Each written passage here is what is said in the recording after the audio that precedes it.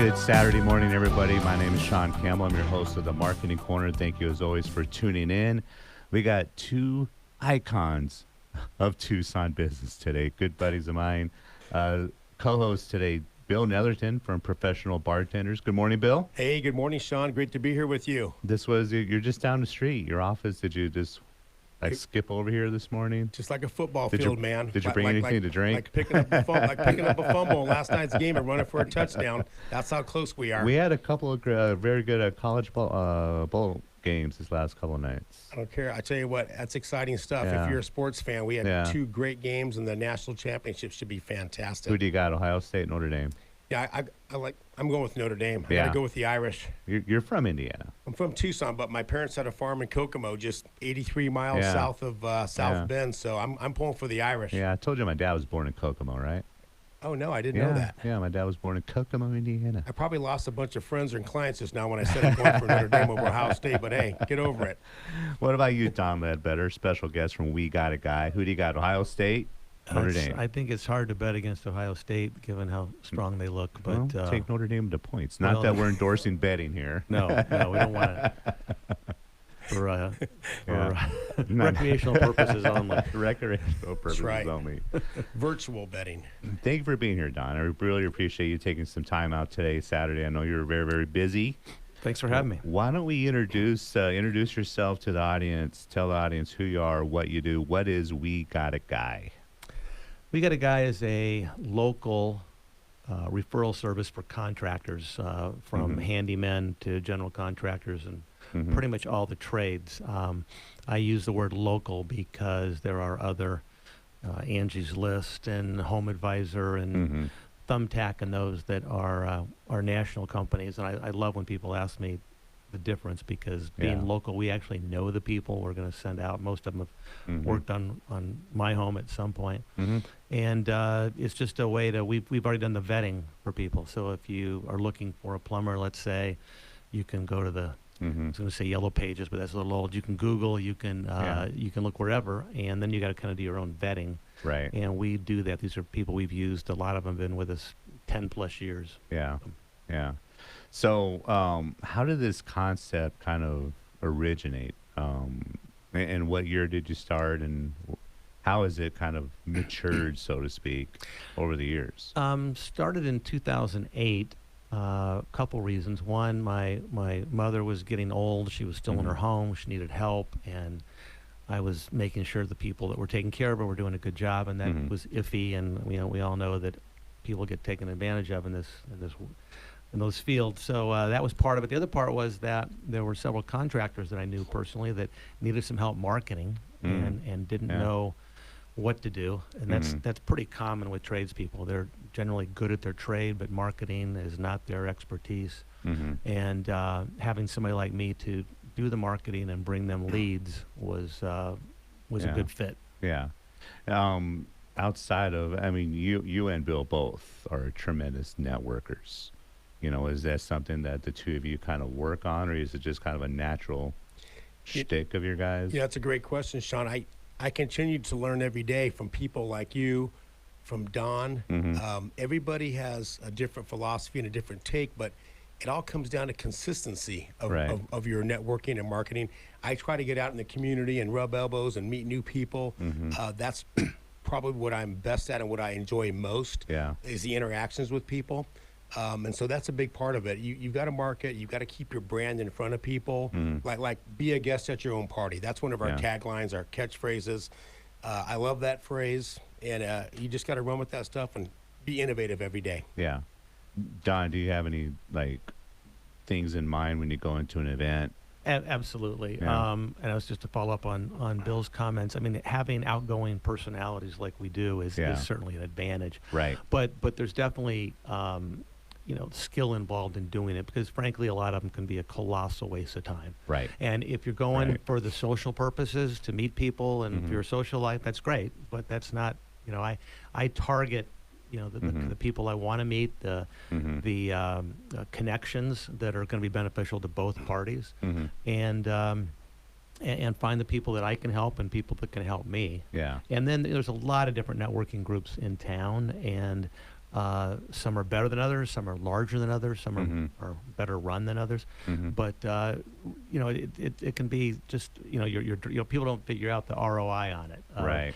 Your drive time, both directions, and Exactly. and really making the most of what you go to is and that's what I tell new people that are starting off is you got to really look at how much time you're spending, because just going to every networking event can be a waste of time. As it relates to good friend Don Ledbetter, another fellow business leader here in our community, and we got a guy.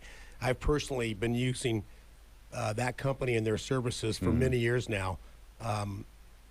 My wife and I own 3 vacation rentals. I consult and I manage on a few others. And you've got to have a good quality network of people in place. Right. It's great when you get the bookings, but if there's an issue, you want to be able to address it right away. So honestly, I mean, they've got it covered from A to Z: plumber, electrician, HVAC, handyman services. There's a whole array of things that need to be done. But knowing you can call a trusted, locally owned business with a great team, it takes the guesswork out of it, and you're working with people that are honest, with integrity, that are going to get the job done for you. So my vote is we got a guy. And just how much time does Don saved you over the years? It's just one call and it's done. Yeah, you just tell them what your needs are. They have an online platform. You fill out the form, I believe, and you send it in, and then they connect you with the proper service that you need to resolve your problem or issue. Yeah. And a lot of times also people don't know what they need. They don't know. Yeah. Great point. They'll call me and ask for a handyman because they need a new electrical panel. Well, we're probably going to go with an electrician for that. I'll send the plumber over. And vice versa. A leaky faucet is many times something a handyman can do, and you don't need to have a plumber. So we sort of play matchmaker role of trying to connect them with the right person for the right job. How many people do you think you have in your network of your electricians, plumbers, et cetera, et cetera? We probably have 75 or 80 now. We have 15 different handymen, for example. We have the best stable of handymen we've had in forever. Different areas of town they work in, different areas of expertise. And then we have window washers and appliance repair and things, tree trimmers, things like that you wouldn't necessarily think to call us for. But and also if we don't have it in our network, between other people I know and you guys know, we can find somebody to get you help out. You just mentioned you had the best stable of handymen. One of my questions today was, is it getting more difficult to find people to kind of roster your network, with trades being kind of more and more not in fashion? That's a great question. Just to piggyback on that, and Don will take it from there. But in our interactions and our communication, man, for a long time, I mean, they've been super busy, and it's almost like you couldn't have enough handymen on staff. But like you said, now they're in a really good space right now. They got a bunch of really good quality handymen in that specific category, and it's amazing how busy handymen are. But they're just such a necessity here in our community for an array of things that need to be taken care of. When COVID hit, we became crazy busy because everybody was home. Everybody saw what was wrong with their homes. They're staring at their walls. They've got money to spend because they haven't been out to eat or travel. So that really, and that's still, it's not like it was, but it's still, they're busy. And frankly, if somebody's busy, that's a good sign. Right. If you find a handyman, unless he's just starting his business, if you find a handyman that's not busy, I'd take a look at that and figure out why, because there's just so much work out there for those kind of people.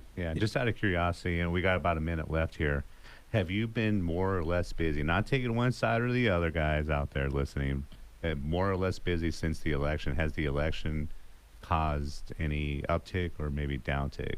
Not that I've seen. I know everybody was concerned about what that would mean to the trade people, to real estate business, all that. I haven't seen, and time will tell going forward which way that goes, but I haven't seen anything on my end. I think real quick before the break, I think that in less than 10 days after the inauguration. I think there's a good vibe right now that the election Right. is over because there's a lot of nastiness that takes Yeah. place on both sides. Yeah. But I'm excited about 2025. Me too. I think Me too. everyone is upbeat and feeling good, and I think businesses are going to prosper, and everybody needs to go out there and spend money and feel good about spending it with Yeah. people that are trying to put food on their table as well. Yeah. From my perspective, these first 11 days of the year have been tremendously busy.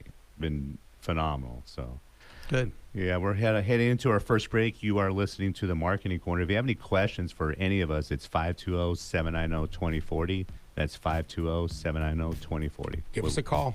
We'll be back in a few minutes. What'd you think of that last commercial, Bill? Dude, that's the first time I've heard that commercial. I like it a lot. It's fire, isn't it? It's pretty cool. Yeah, Yeah, it's got a yeah. good vibe to it. Makes me thirsty. Yeah. Just thinking about it. Hey, before we go on, I just want to say something. Just with all the fires and stuff going on in California, Yeah. I don't know if you guys noticed my hat today. Yep. A friend of mine that I met back in your hometown of Kokomo, Indiana, my friend Jason, he actually lives in Mississippi now, but he's a volunteer firefighter. And I wore this hat today in honor of all the first responders Yeah. and firefighters and all these people that are going through so much, and it's just starting. I mean, it's just know, starting. I The know. news cycle after a couple of weeks is probably going to lose the story, which often happens. But these people, it's never going to be the same. But I wanted to just be mindful of those people and how fortunate the rest of us are here in Tucson. And it's all about community and family. Yeah, thank you, Bill. That was how I wanted to kind of bring that up, but I couldn't have not done as eloquently as you just did right now. So, Don, in getting back to some of the your business, We Got a Guy. If you don't mind, tell the audience some of the things that you think you've done pretty well as far as building We Got a Guy, and maybe some of the things you're like, you know what, I kind of misstepped when I did X and this, whatever. So. Well, being a small business, we don't have what I call Jim Click money, so we're not buying full page. And we love Jim Click, by the way. Yeah. Absolutely. yeah. We're not buying full page newspaper ads and a lot of that. So getting the bang for the buck is critical, and start off with your help and guidance. Social media is huge, and the other thing we've done, and which has kind of gone hand in hand, is also email marketing, which may not be as big as it was. I'm not qualified to answer that question, but for us, it was really successful.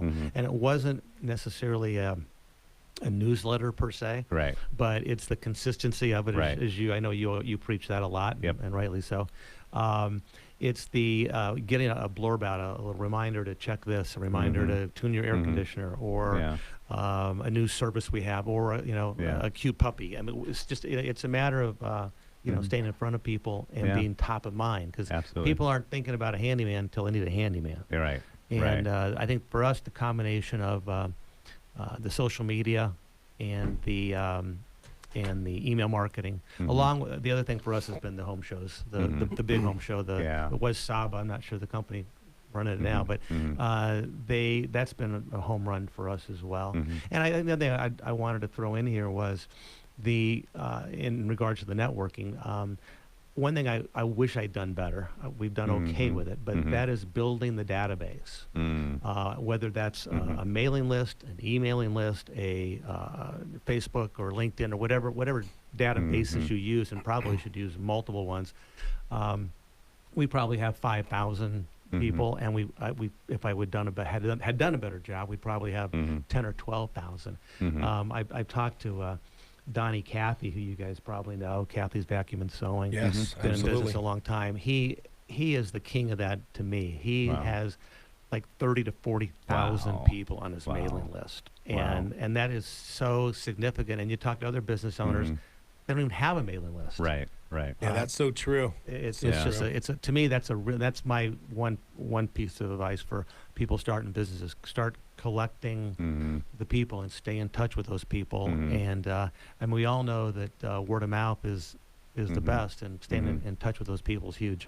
Yeah. One of the things I started to do to improve my, collection of contact information, I use an app called Popl, Popl, and you just scan my QR code off my phone, then you send me your information, then you get mine. right? So it's more automated, you know. Because typically, I'll be honest, even with business cards, I tend to lose them or just throw them away without really. Why couldn't I we hate have to say it. invented that app? I We'd be know. sitting on a beach right now sipping on a pina colada or something. Hey, I got a question for you gentlemen, though, fellow business owners, as it relates to marketing. There's obviously, Sean, you specialize in social media.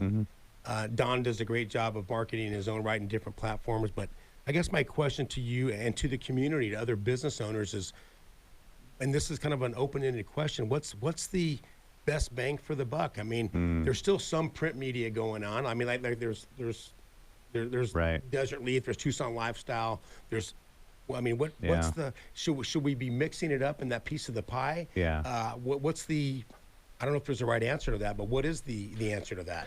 I don't think there really is a right answer because there's so many different, philosophies. I'm more of the philosophy of you need to be more omnipresent, right? You need to be very, very strong in social media across all the platforms. I still love email marketing. I still love this. I love the quote unquote traditional marketing, right? So I think you need to find that right combination and you need to be patient and test out not just for a couple of days and say, well, this sucks and just, quit running ads on Facebook. Right. You need to test them out. You need to run multiple ads and invest in it and commit to it for at least 3 months, maybe 6. minimum 3 months, but more likely 6, right?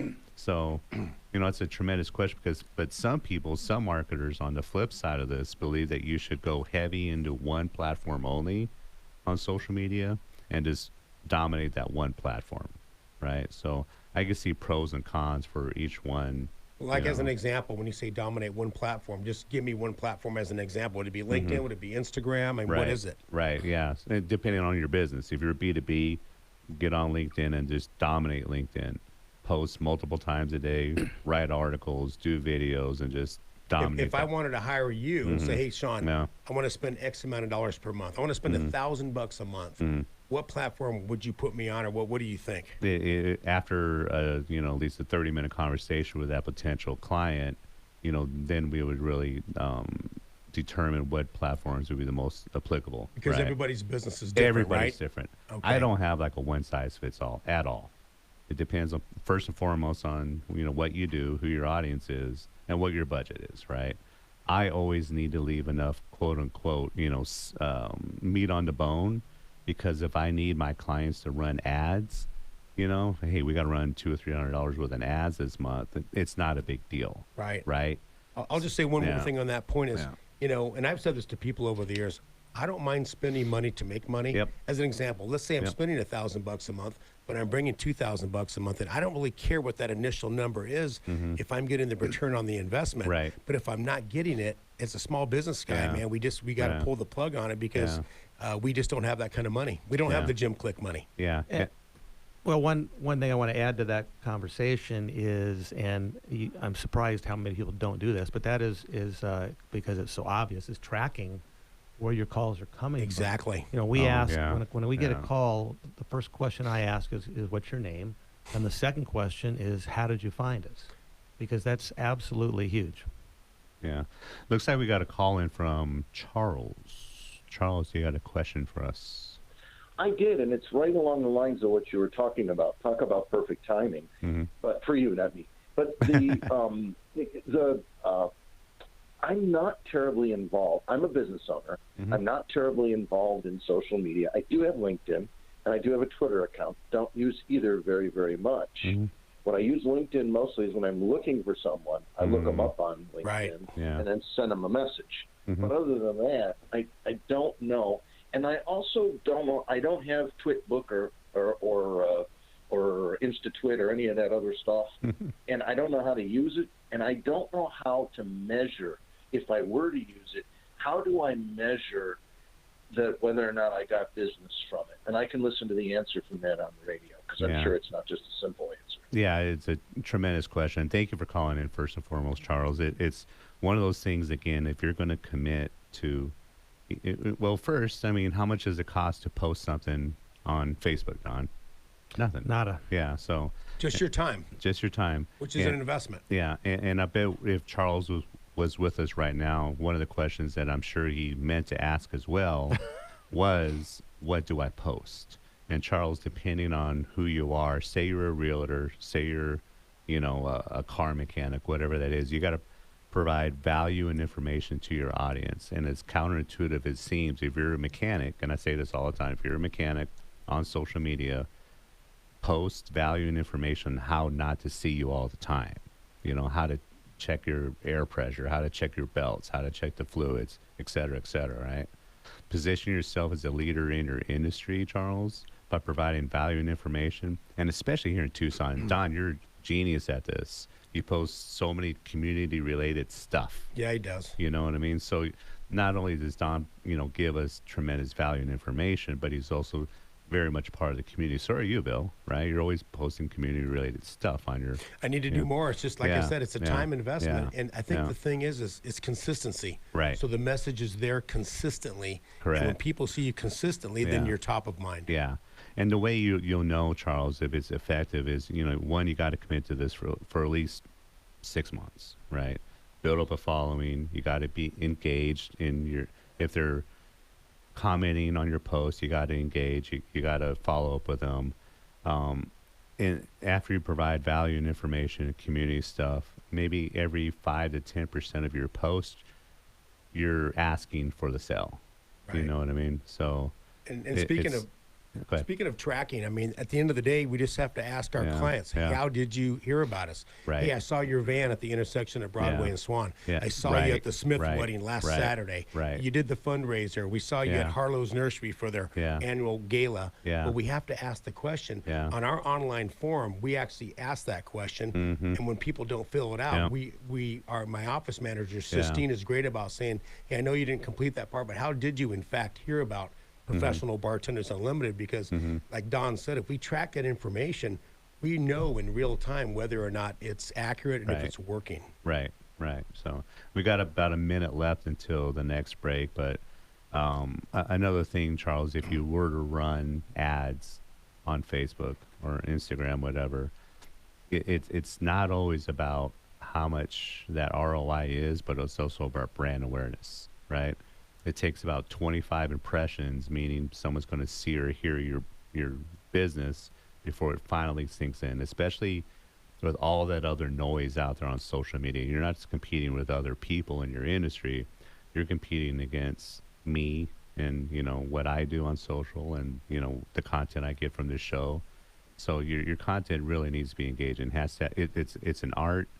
It's just a number of things you got to consider. So. Hey, Sean, when we come back after the break, I want to talk to everybody about value as far as from a consumer standpoint, spending money, and from an owner standpoint. Cool. We are back with Marketing Corner co-host Bill Netherton, Professional Bartenders. Woo! The special guest Don Ledbetter from We Got a Guy. Good morning. What did we want to? We're talking about value right now. So, look, we're all the business owners listening out there and all the consumers.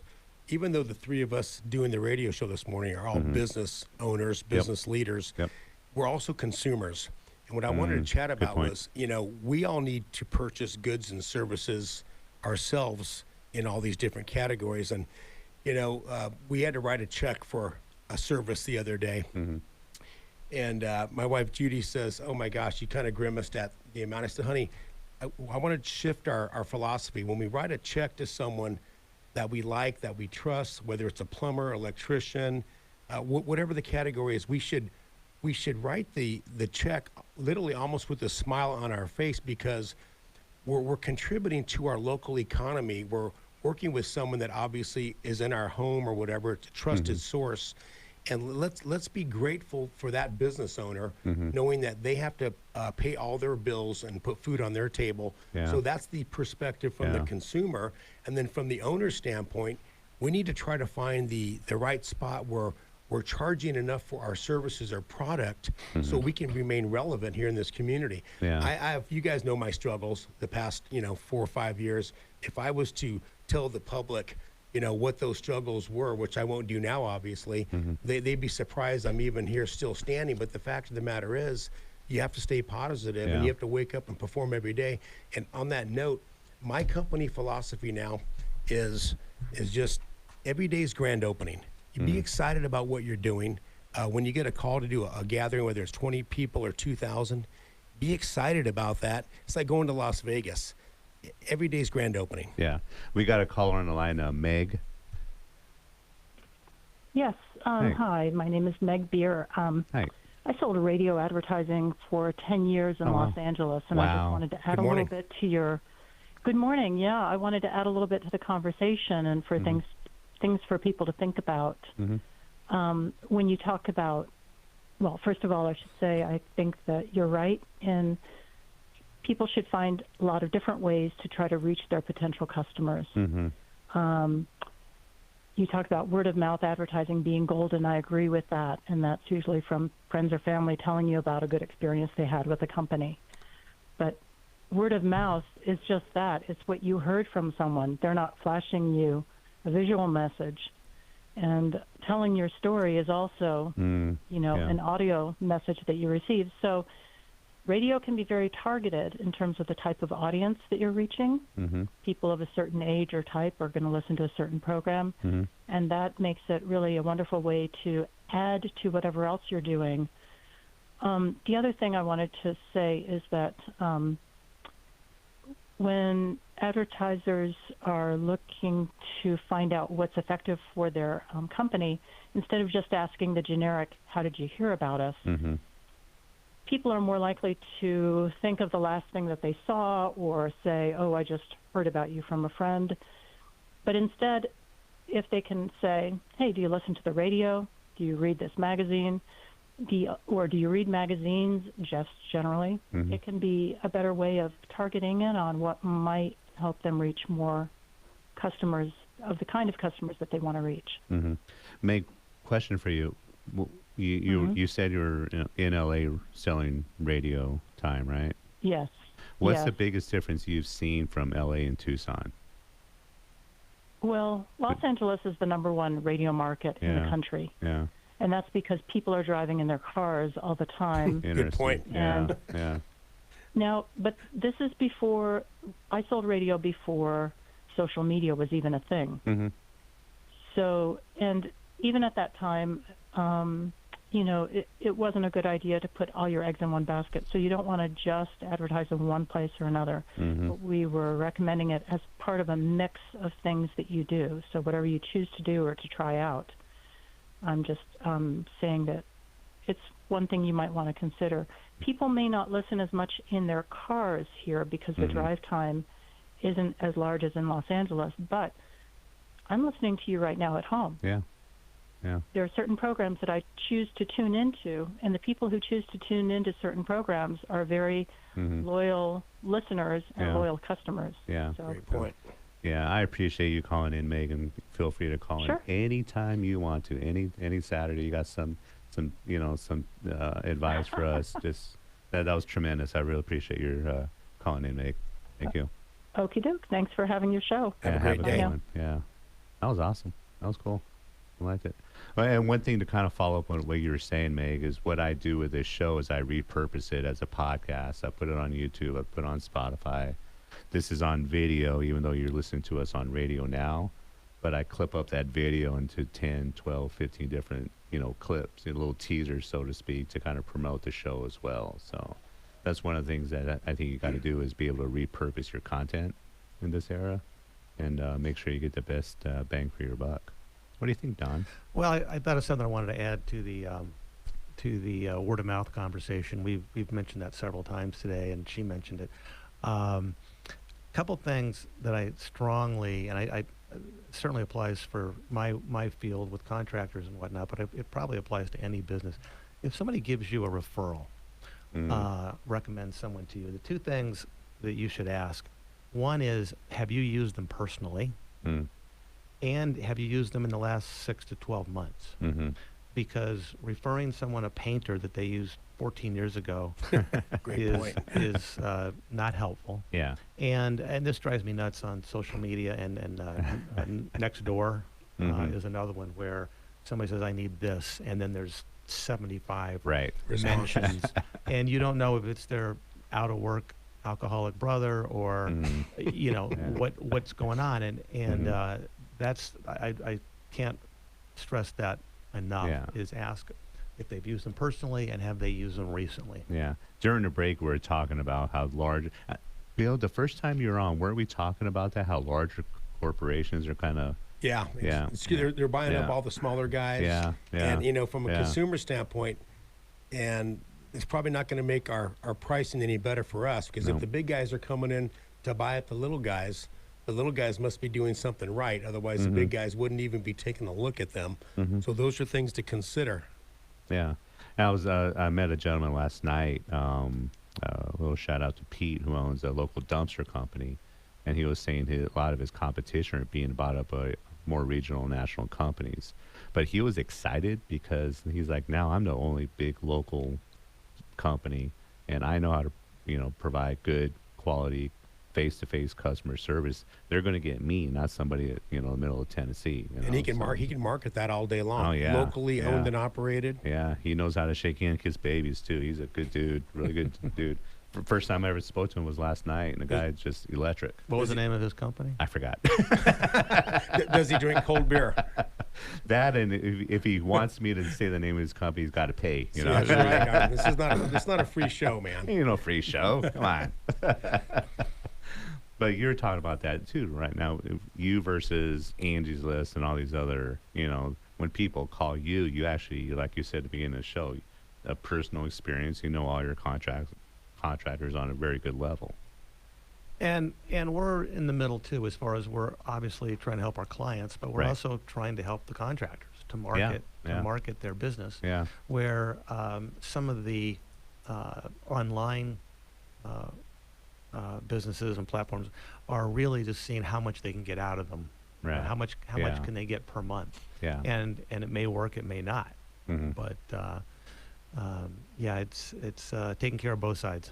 Yeah. Like you said, it's not personalized. I mean, it's tough to Right. get you use the word customer service, which is kind of an oxymoron phrase. I mean, you'd be lucky if some companies you can't even reach anybody. Yeah. And, I mean, you have to go to great lengths to speak to a live person. I like and everyone's different about this, which is fine. But I'm old-fashioned, like the hands-on approach. Yeah. Texting and email is great. There's a purpose for those things. Yeah. I love picking up the phone and calling my clients. Yeah. Hey, we did your Christmas party last year. Can we put you on the calendar again for this year? We're booking up rapidly. We want to make sure that we've got you taken care of. But those personal phone calls, to me, Yeah. are worth their weight in gold, or going by and checking on a few of my events. Right. Just to say hello to the client. Do that, what I call the 5-minute flyby. We might have 6, 7, 8 events going on a Saturday night. But to show up and say hello to the clients, there's nothing more gratifying for me personally as the owner, but to see the looks on their faces when the owner of the bartending company walks in. Yeah. It just makes them happy, and it gives everybody a warm feeling, and Yeah. I like that interaction. Yeah, and I do want to give you your team out at the Arizona Bowl a huge, tremendous compliment at the VIP. The Snoop Dogg Yeah, Arizona the Bowl Snoop Bowl. VIP tent. Your crew out there took very, very good care of the VIP tent. Thank you. Everybody was ecstatic and just having a great time in that Well, tent. we beefed Yeah. up the staff this year because the last Yeah. couple of years that Yeah. VIP tent has been killing it. Yeah. And we just said, listen, let's get everybody served in a very timely fashion, Yep. and keep things flowing, as they say in our Yep. industry. Yeah, we got about a minute and a half left until the last segment. I told you, Don, this goes by fast. No doubt. Yeah, I was kind of disappointed because I was hoping this was your first radio show ever. You could pick on me. Yes, I could pick on you a little bit. For some but- reason, I was thinking that too, but obviously he's very well versed. Yeah, he's probably done more shows than that you and I put together.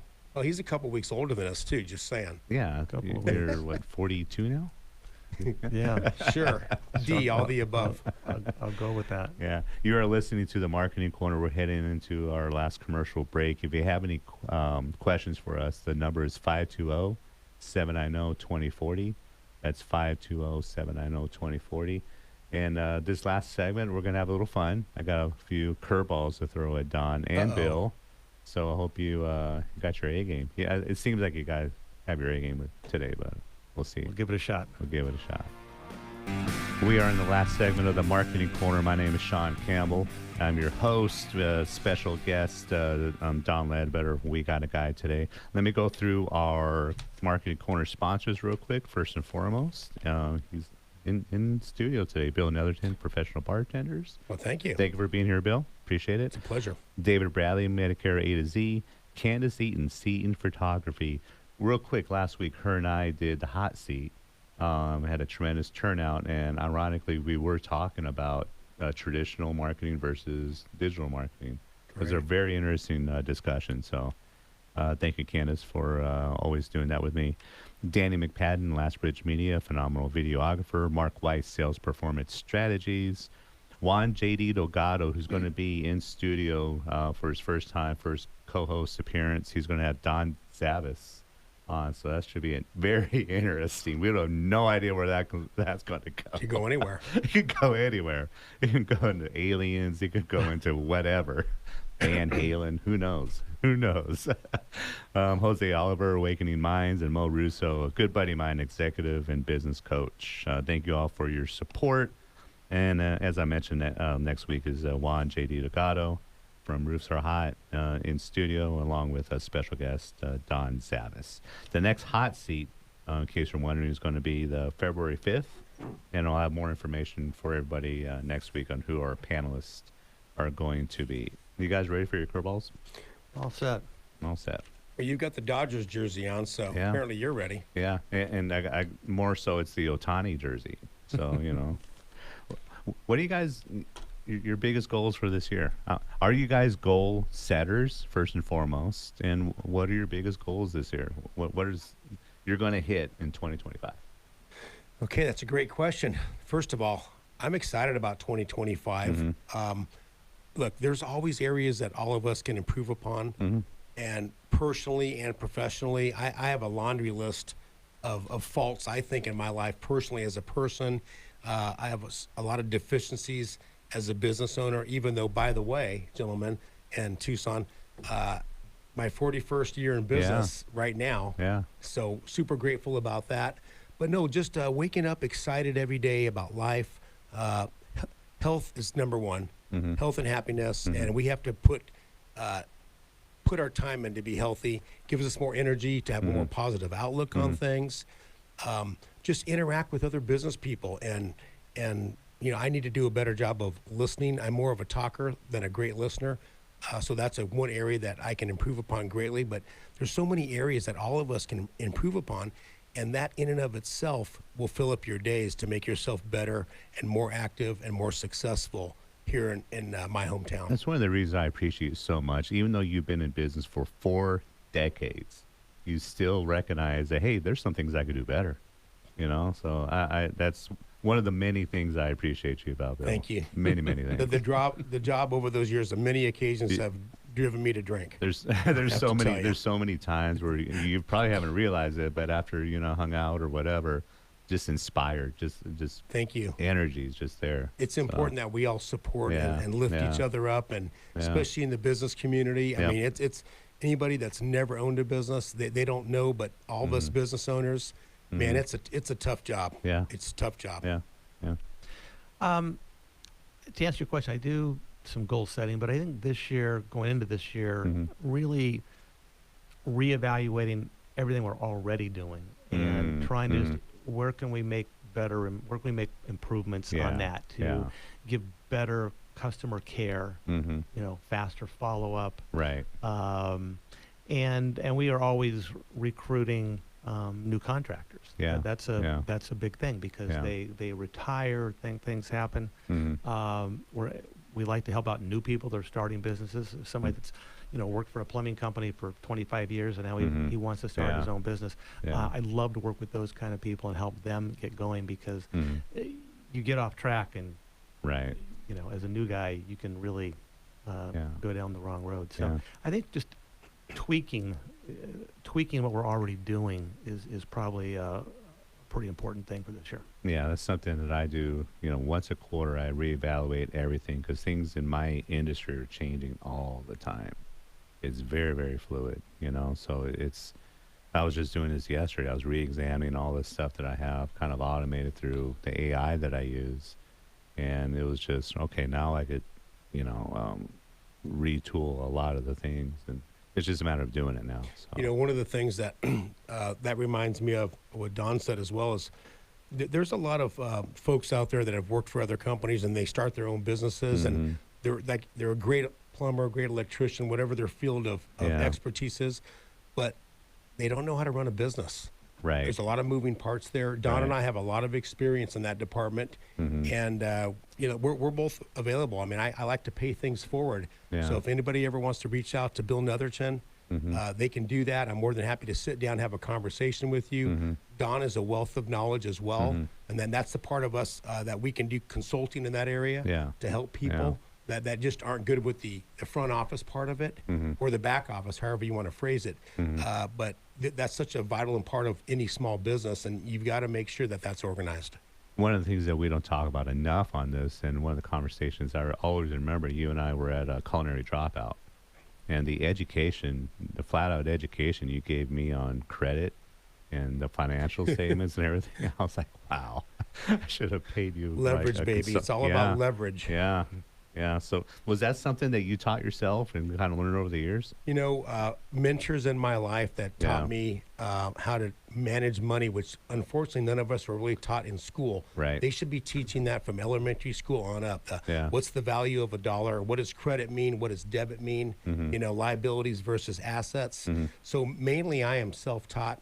I've got a couple years of college at Pima Community College, but being in the owner's seat, you have to be a quick learner, but the best way to do that is not to reinvent the wheel. Is just look around you in the community. There's some amazing people here in Tucson that are a wealth of knowledge, and trust me, there's so many of them that want to share, and that's what Don and I and yourself, Sean, also, we do that every day. Sometimes we don't even know it. It's automatic for guys like us, but for the novices out there, please don't hesitate to reach out, man. I'd love to have a conversation with you. Yeah. You got, can I call it a side gig? Should I call it a side gig, Doc? Your plant, your hobby? Yeah, side hustle. A side hustle? A hobby that makes money, sure. Yeah. Why? Well, how did you get involved in that? Oh, a long story we don't have time for, but... and by the way, the face you looked at me right now, I was like, what are you talking about? Hey, he doesn't run that escort service anymore. That was back in the 80s. That was back in the 80s. It goes back to college. I had a water bed and a beanbag chair and decided I needed something else in my house. So I started getting plants, and I learned to propagate. And, for me, it's my happy time. I can go into my greenhouse and just do some propagation, and my stress level drops. And I've kind of taken that more into a hobby. I don't want to have a nursery, but I've done that more of a hobby business and have fun with it. And unlike skiing or golf, it's nice to have a hobby that pays for itself. All right, so I got homework later on. I got to learn what the word propagate means. Hey, listen, that's a big word for me as well. But think about when he's propagating. Are we allowed to say that on the air, John? I don't know. Speaking of his greenhouses, I mean, think about all the oxygen. I mean, these plants in trees, they put off lots of oxygen. It's a healthy atmosphere. Yeah. It really is this happy place. I've been over there before. Yeah. And it's his personal space. He loves it, and he's good at what he does. Yeah. John, and thank you for being. I forgot to thank you. I'm going to have that's good karma when I thank John first and foremost. John's doing a great job. I love coming in early. We talk a little shop, and Right. Yeah. So he tells me when I'm doing well and what I can improve on every week. So I appreciate that. So, you guys are both big U of A fans. Yes. Yeah. What are some of the things that you take away from our sports program, good or bad or indifferent, that you think that could help us as business owners? I know that's kind of an odd question, but what do you think we do well? What do you guys think of the NIL? Wow, now that's going to get deep. Don, you go first. Well, the NIL's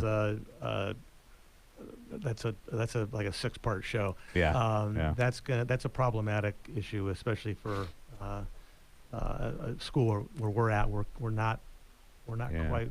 And no offense to our school, but the alums and whatnot. So it's a challenge, but it's fun to have your home team to root for. I grew up here. I'm an alum. I remember going to the knothole section. Which was 25 cents when I was a kid. So I've been a fan forever, and I still don't like ASU. Perfect. So second generation, all in. Perfect. All in for U of A. Thankfully we have a a nationally recognized basketball program. Yeah. Football program has its issues. That's a whole nother program in and of itself. Yeah. But we have to support our local teams. But Yeah. the whole NIL thing, I don't know what that's going to look like 3-6 months from now. Yeah. It's crazy. I think I'm okay with a percentage of players making money or making money.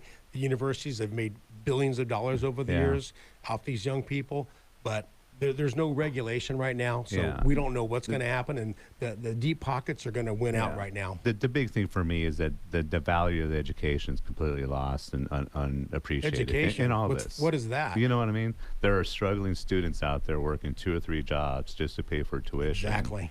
Meanwhile, and you know, you get to go to a portal and go somewhere where you get paid more money. What Hey, happens? these guys they're not going to go to You're the making NFL more draft. money. They'll You're make making more money now. staying But in college. I just heard how many are in the portal for football this year. 6,000. Marshall, the whole team left, right? I think it was Marshall. I'll say they got some openings for me.